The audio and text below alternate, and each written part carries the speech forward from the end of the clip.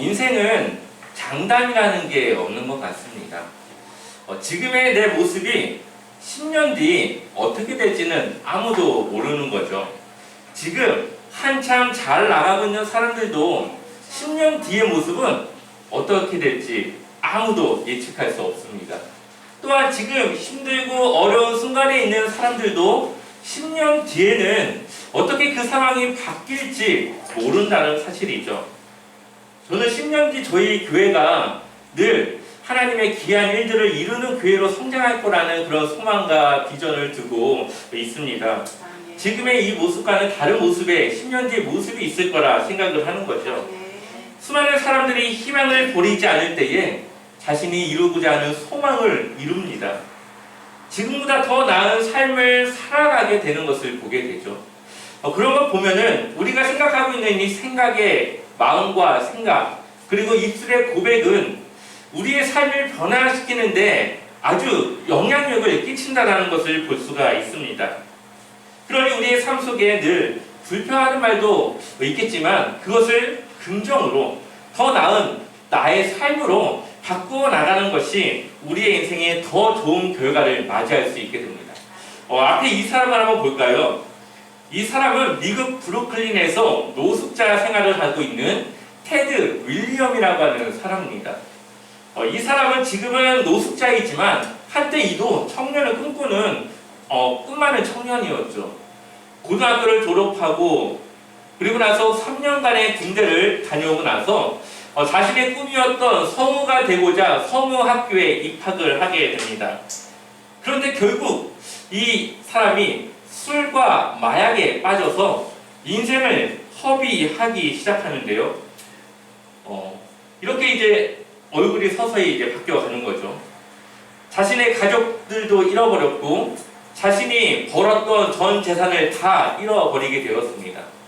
뿐만 아니라 자신의 인생이 이제는 노숙자로 전락되어 버렸기 때문에 자신의 인생까지도 망가져 버리게 되었죠. 자신의 인생의 모든 것을 날려버렸고 잃어버렸지만 이 사람의 마음속에 한 가지 그가 잃지 않았던 것이 있습니다. 바로 성우라고 하는 꿈이었죠. 그는 매일마다 아침 사람들에게 출근하고 퇴근하는 사람들에게 피켓을 든 사진을 보여주며 자신의 목소리는 신이 내린 목소리라며 그렇게 자신을 홍보하는 시간을 가졌습니다. 그렇게 20년이라는 시간을 그가 노숙자로 생활하면서 한 번도 그 일을 걸은 적이 없었습니다. 그러던 중에 2011년 그 지역의 기자였던 한 지역의 기사였던 사람이 지나가면서 이 테드 윌리엄을 인터뷰하게 됩니다. 내가 당신에게 돈을 좀 줄 테니까 당신의 그 신이 내린 목소리를 들려줄 수 있습니까? 그러자 이 사람은 주저없이 바로 그 목소리를 들려주면서 준비된 멘트를 하게 되어지죠. 우리 한번 이 사람의 목소리가 어떤지 한번 들어볼까요?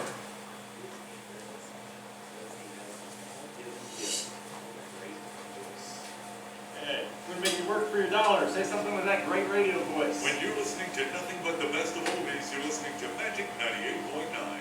And we'll be back with more right after these words. And don't forget, tomorrow morning is your chance to win a pair of tickets to see this man live in concert. Thank you so much.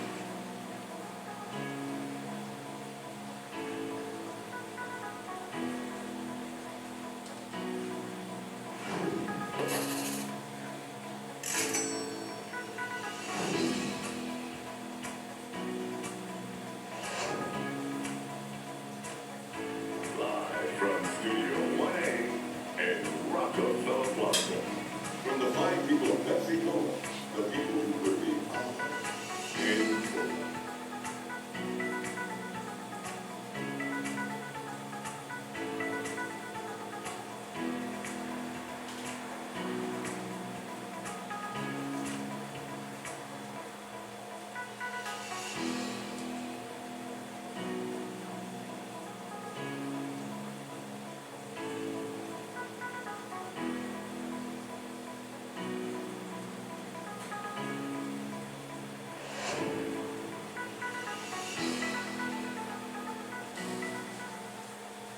네, 대단하지 않습니까? 사람의 마음이란 참 그 힘이 대단한 것 같습니다. 그는 모든 것을 잃었지만 자신의 성을하는 꿈은 잃어버리지 않은 채 매일 출근하는 사람들에게 오늘의 날씨가 어떤지를 자신의 목소리를 들려주었죠. 이것은 자신의 목소리를 갈고 닦는 그런 시간으로 가졌었고, 자신에게 왔던 그 기회를 그는 놓치지 않고 준비된 그 멘트와 함께 사람들에게 보여주었습니다.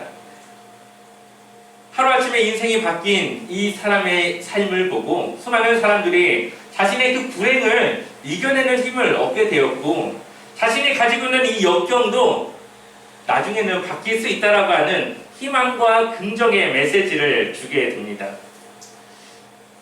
한 사람의 영향력, 한 사람의 바뀌어진 인생이 수백만, 수천만의 사람들에게 더 많은 영향력을 줄 수 있다는 거죠. 저는 우리의 인생이 이렇게 물음표에서 느낌표로 바뀌어지는 삶을 살아갔으면 좋겠습니다. 물음표와 같이 지금은 한 치 앞도 알 수 없는, 왜 이런 일들이 나에게 일어나는지 이해할 수 없는 그런 상황이지만 시간이 지나고 나면 그게 이래서 이랬구나, 하나님께 감탄하며 감사하며 하나님이 왜 그랬는지를 깨닫게 되어지는 것이죠. 요셉의 삶이 그러했습니다. 노예로 잡혀가서 또 감옥에 들어가서 늘 자신의 인생이 꼬이는 그 일들이 왜 그럴까? 왜 내가 이러한 삶을 살아가야 될까? 물음표가 있지 않았겠습니까? 근데 그가 바로왕을 만나고 총리가 되었을 때에 그는 하나님이 이 과정을 이루게 한 것은 지금의 나를 통해 이 가난과 이 가뭄의 때를 준비하여서 자신의 가족 이스라엘을 구원하기 위한 하나님의 뜻이 여기 있었구나. 형들이 나를 팔았던 것도 하나님의 계획의 일부였구나. 그것을 그가 깨닫고 인생의 물음표가 느낌표로 바뀌어지게 되는 것이죠. 오늘 우리가 보는 다윗도 그렇습니다. 오늘 다윗은 아주 큰 위기에 빠진 상태입니다. 그 이유는 자신과 부하들의 가족들이 아말렉이라고 하는 그런 사람들에게 모두 잡혀갔기 때문이죠. 왜 그가 그런 일을 당해야만 했을까요? 그것은 사무엘상 29장을 보게 되면은 블레셋, 지금 이 다윗은 블레셋에 속해 있지 않습니까? 블레셋 가드의 아기스 왕에게 시글락이라고 하는 성을 부여받았고, 이 아기스 왕 밑에서 지금 활동을 하고 있습니다, 다윗은. 그러니 블레셋이 전쟁을 나가니까 아기스 왕이 다윗에게 함께 가자고 했고, 다윗은 그 전쟁에 참여하게 됩니다. 그런데 그 전쟁의 대상이 어디냐? 이스라엘이죠. 이 다윗의 고향이자 자신이 속해 있는 그 나라 이스라엘과 전쟁을 해야 되는 상황이 되었습니다. 아마 성경에는 나와 있지 않았지만 다윗도 난감한 상황이었을 겁니다. 그런데 아기스 왕의 부하들이 이렇게 말합니다. 아기스 왕이시오, 다윗이 언제 배신해가지고 우리를 칠지 모르는데 어떻게 저 다윗과 같이 갑니까? 다윗은 빼놓고 갔으면 좋겠습니다라고 강력한 요청에 이 아기스 왕도 결국 다윗을 다시 돌려보내게 돼요. 하나님의 은혜 아닙니까? 이스라엘을 대적으로 두지 않아도 되는 이 다윗이 하나님의 은혜를 입어서 집으로 다시 돌아오게 됩니다.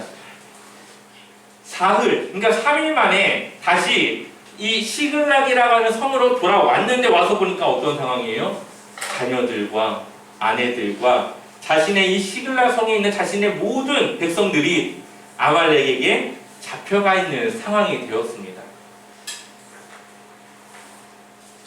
우리 한번 사무엘상 30장 3절 말씀을 같이 읽어보겠습니다. 같이 읽겠습니다. 다윗과 그의 사람들이 성읍에 이르러본즉 성읍이 불탔고 자기들의 아내와 자녀들이 사로잡혔는지라. 아멘. 이 이스라엘과의 이 전쟁에 참여하지 않아도 된다고 하는 이 사실이 너무 기뻤고, 또 이 전쟁에 참여해야 되는 이 사람들이 나갔다가 죽을 수도 있는 일인데 자신의 생명을 살렸다고 하는 일에 얼마나 기뻤겠습니까? 한달음에 달려왔더니 이거는 더 처참한 상황이 지금 펼쳐지게 되는 것이죠. 이거는 하나님께서 굉장히 좀 너무한 거 아닙니까?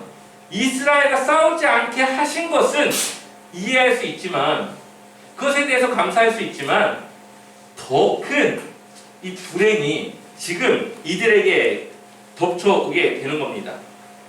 아니, 자리를 비운 사이에 자녀들과 가족들이 다 잡혀가지고 누가 낫겠습니까?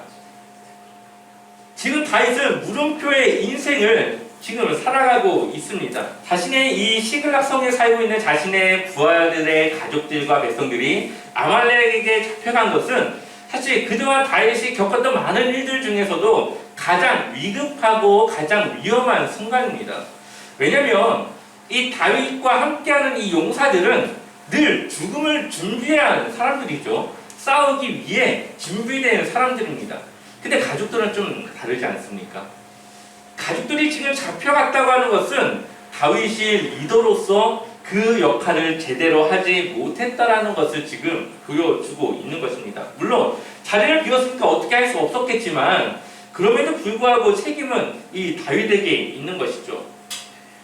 자, 성경은 이들의 마음을 아주 처참하게 표현하고 있는데요. 사무엘상 30장 4절을 보게 되면은 다윗과 그와 함께한 백성이 울 기력이 없도록 어떻게 했다고요? 소리 높여 울더라. 울다 지쳐서 더 이상 울 수도 없고 눈물도 나지 않는 아주 그런 막막한 상황에 처해 있다는 것을 우리에게 보여주고 있습니다. 한번 생각해 보십시오.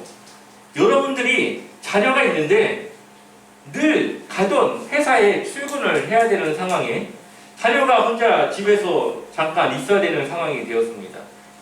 별일 없겠지 하고 회사를 갔는데 회사에서 오늘은 뭐 점검이 있으니까 그냥 일찍 퇴근하세요 해가지고 오늘 잘 됐다.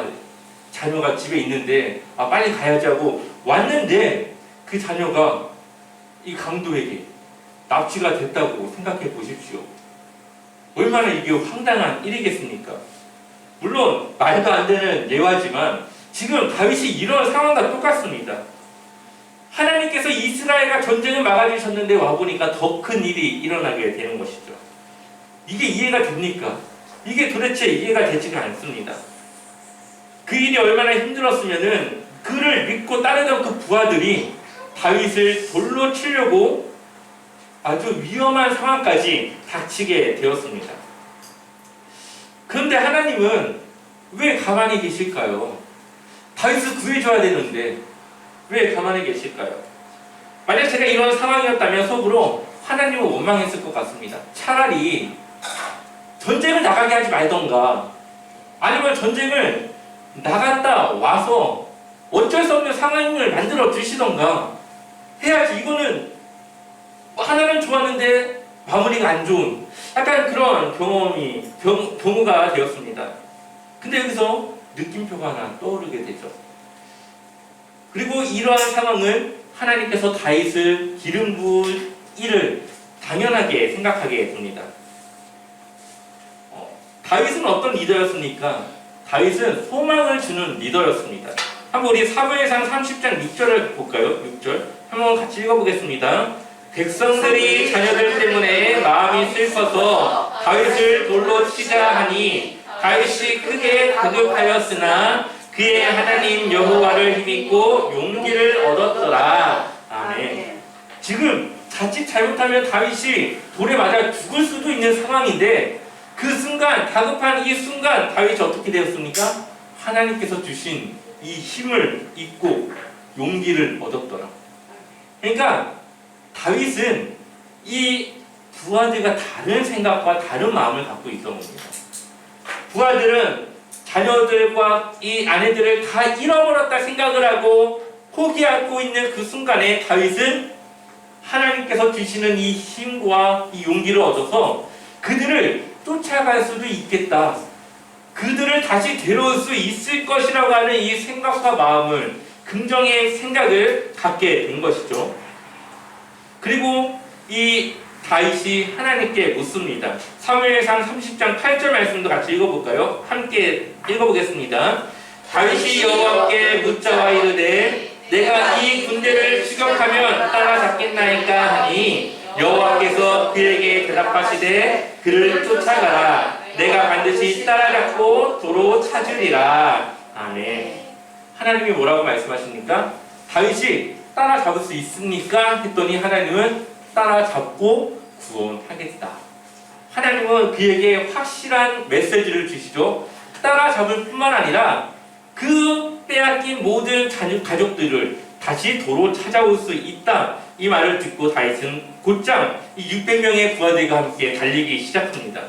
근데 그들이 지금 사흘길을 쉬지 않고 왔기 때문에 얼마나 힘들겠습니까? 중간에 이 200명의 부하들이 낙오가 됐고 나머지 400명을 이끌고 이 아말렉을 치러 가는데, 사실 지금이야 우리가 이렇게 모여 살지만 이때 당시에는 아말렉이라고 하는 큰 민족의 여러 부족들이 있겠죠. 이 아말렉이긴 아말렉이지만 여기저기 흩어져 살았을 겁니다. 그러면은 다윗의 부하들과 다윗의 가족들이 어떠한 아말렉 사람들에게 잡혀갔는지를 알아야 되는데 그걸 모르지 않습니까? 따라는 가고 있는데 사실 어디로 가야 될지 모르는 상황에 있는 겁니다. 그런데 이 지나가는 애굽 사람 한 명을 발견하게 됩니다. 얼마나 이 몽골이 좋지 않은지 굉장히 힘들어서 도움을 줘야 될 것 같은 그런 이집트 애굽 사람이 지나가는 것을 보고 다윗이 급할 텐데도 그냥 지나치지 않죠. 그를 돕습니다. 그에게 물도 주고 먹을 것도 주고 그가 회복할 수 있도록 돕습니다. 지금 가족들의 생명이 어떻게 될지 모르는 상황에서 이 다윗의 이 마음은 하나님, 뭔가 도움을 필요로 하는 이 사람을 지나치면은 하나님께 대한 이게 아니라고 생각을 하게 된 것이죠. 그 사람을 돕게 되는데 마치 이런 모습들은 예수님께서 이 야이로의 딸을 빨리 고쳐주러 가야 되는데 그 중에 혈루증을 앓는 여인을 만나서 그 여인에게 시간을 주는 것 같은 약간 그런 모습들이 겹쳐지는 것을 보게 됩니다. 근데 여기서 다시 느낌표가 떠오르죠. 우리 한번 사무엘상 30장 13절을 같이 읽어보겠습니다. 함께 읽겠습니다. 다윗이 그에게 이르되 너는 누구에게 속하였으며 어디서 왔느냐 하니 그가 이르되 나는 애굽 소년이요 아말렉 사람의 종이더니 사흘 전에 병이 들매 주인이 나를 버렸나이다. 아멘. 이 사람이 어떤 사람입니까? 이집트 사람이긴 한데 애굽 사람이긴 한데 아말렉의 종이었던 사람이에요. 그것도 사흘 전에 병이 들어서 지금 쫓겨나는 사람이니까 아주 이 아말렉 사람들에 대해서 아주 잘 알고 있는 사람이었겠죠. 자, 이 사람에게 이제 물어봅니다. 30장 15절 같이 읽어보겠습니다. 다윗이 그에게 이르되 내가 나를 그 군대로 인도하겠느냐 하니 그가 이르되 당신이 나를 죽이지도 아니하고 내 주인의 수중에 넘기지도 아니하겠다고 하나님의 이름으로 내게 맹세하소서. 그리하면 내가 당신을 그 군대로 인도하리이다 하니라. 아멘. 아멘. 지금 어디로 가야 될지 몰랐는데 이 위험에 처해 있는 한 사람을 돕는 이 일로 인해서 어떻게 됐습니까? 쉽게 찾을 수 있게 되었습니다. 그래서 이 사람과 함께 동행을 해서 결국 아말렉에 있는 모든 가족들과 사람들을 다 찾을 수가 있게 된 것이죠. 하나님의 인도하심은 참 희한합니다. 하나님은 우리가 어떠한 상황에서도 하나님의 뜻을 따라 행하기를 원하신다는 것을 여기서 보게 돼요. 다윗은 얼마나 급했겠습니까? 그럼에도 불구하고 하나님을 믿는 하나님의 사람으로서 이 어려움과 도움이 필요한 자를 그냥 지나치지 않았습니다. 그런데 그 결과가 어떻습니까? 그 사람을 통해서 하나님이 일하시게 되는 것이죠. 그 사람이 아말렉의 종이었을지 누가 알았겠습니까? 그런데 하나님은 그 일을 통해서 다윗을 돕게 되는 것입니다. 하나님은 우리가 하나님의 말씀대로 살아갈 때에, 우리가 순종하며 살아갈 때에 우리를 도우십니다.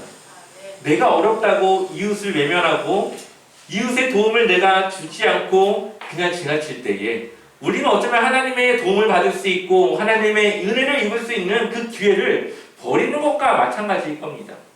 물론 그러지 않다 하더라도 하나님은 다른 방법으로 우리를 도우시고 일하시겠죠. 우리가 하나님의 말씀에 따라 순종하며 나아갈 때에 하나님은 그것을 반드시 기억하시고 그것을 보상해 주신다는 겁니다. 인생의 물음표를 느낌표로 바꿀 수 있는 것은 하나님의 말씀을 따라 순종할 때 가능합니다. 지금은 이해되지 않는 그 일에 우리가 순종하고 따라갈 때에 결국은 그 안에서 하나님의 답을 찾을 수 있고 뜻을 우리가 발견할 수 있는 것이죠. 삶의 어려움을 만났을 때 기도해야 된다고 하는 것은 누구나 다 압니다. 그런데 누구나 다 하지 않습니다. 정말 어려움을 겪었을 때 기도하면 하나님 도우신다는 것을 알고 있죠. 그런데 기도보다는 다른 일을 먼저 하고 다른 일을 먼저 찾고 그러다 안 되면 결국에는 하나님을 찾는 그런 사람들이 더 많습니다. 수많은 성도들이 답답한 마음에 담임 목사님을 찾아가서 제가 이러한 어려움 때문에 너무 힘듭니다. 어떻게 해야 될까요? 그러면 담임 목사님 뭐라고 하겠습니까? 하나님께 기도해서 우리 한번 이 어려움을 잘 이겨봅시다. 하나님은 이 무슨 성도를 사랑하시고 도우실 겁니다. 하나님을 믿어봅시다. 짧은 위로의 말을 해주지만 그 말을 듣는 성도는 답답할 뿐일 것입니다. 자신이 지금 당장에 해결해야 될 그 일을 해결해야 되는데 기도만 하자고 하니 이게 얼마나 답답하게 느껴지겠습니까? 그래서 많은 사람들이 종교를 바꾸고 교회를 떠나고 그러한 경우가 많이 있습니다. 그런데 그게 다 아닙니까? 기도해야 되고 하나님 도울 때를 기다리는 것이 맞는 것이죠. 제가 전도를 하던 중에 만난 어떤 분은 이런 얘기를 합니다.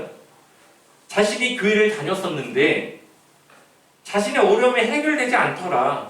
차라리 1시간 기도하는 시간에 1시간 이내 가지고 돈을 벌어서 빚을 갚고 자신이 필요한 걸 사고 어려움을 이겨내는 게 더 낫더라. 이런 얘기를 하시더라고요. 그러나 하나님의 방법은 명확합니다. 하나님은 기도하고 하나님의 주신 말씀에 순종할 때에 그 지금에 이해되지 않는 그 삶이 왜 그랬는지를 나중에 깨닫고 이해될 수 있게 보여주시는 거죠.